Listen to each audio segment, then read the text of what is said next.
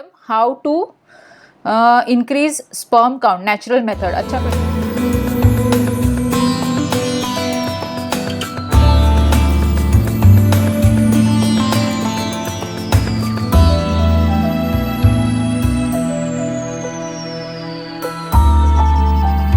आपका semen analysis किया और उसके अंदर आया कि आपका स्पर्म काउंट कम है, तो अभी क्या करना चाहिए? सबसे पहले तो ये चेक करना चाहिए कि आपका स्पर्म काउंट कम क्यों हुआ।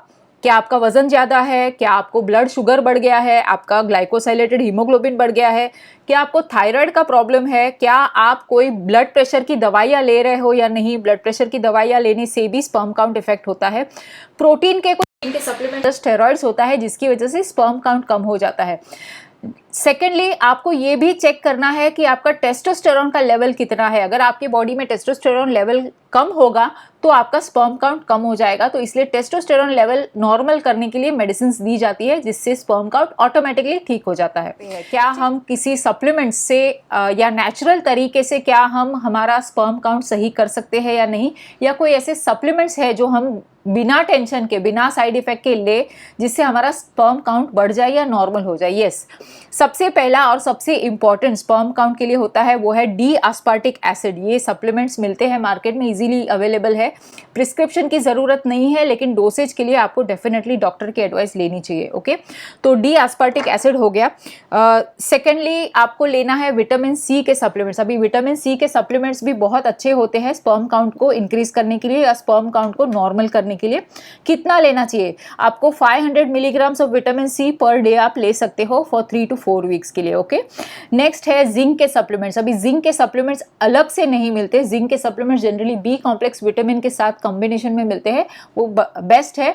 जिंक का सप्लीमेंट आपको दिन में एक बार लेना है, मॉर्निंग में ब्रेकफास्ट करने के बाद। जनरली बीको जिंक होता है, जिंकोवेट, बहुत सारे ऐसे जिंक के सप्लीमेंट्स हैं, वो आप ले सकते हो।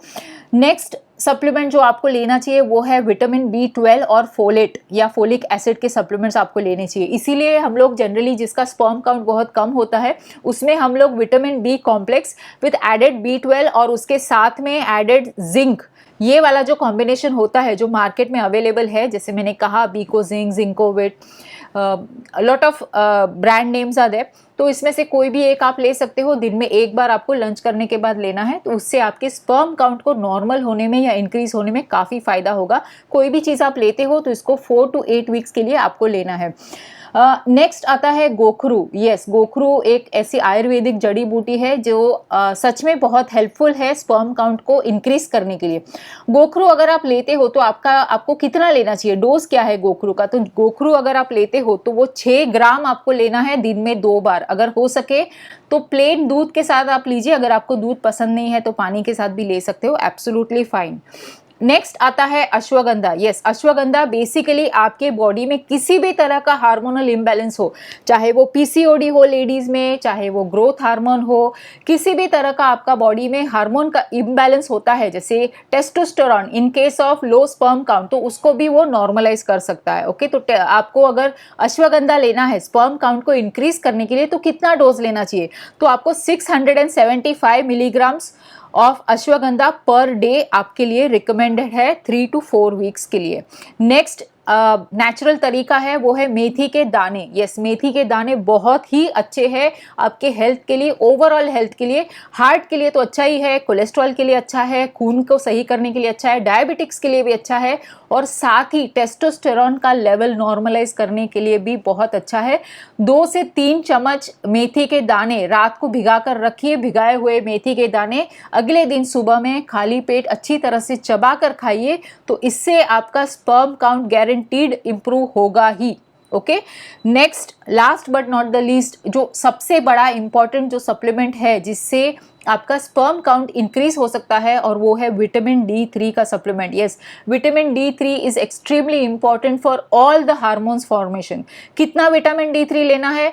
3000 यूनिट्स, आप इंटरनेशनल यूनिट्स आपको लेना है पर डे। ओके, ये डोज आपको लेना है 3 to 4 वीक्स के लिए। ओके, तो ये बात हो गई सप्लीमेंट्स की।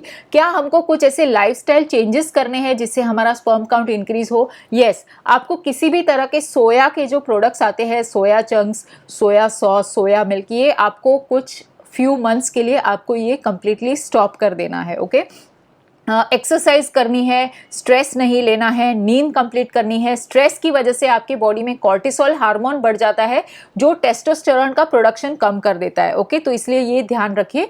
तो इस तरह से अगर आप फॉलो करोगे तो आपका स्पर्म काउंट ज़रूर इंक्रीज होगा। ओके, तो I hope you got your answer.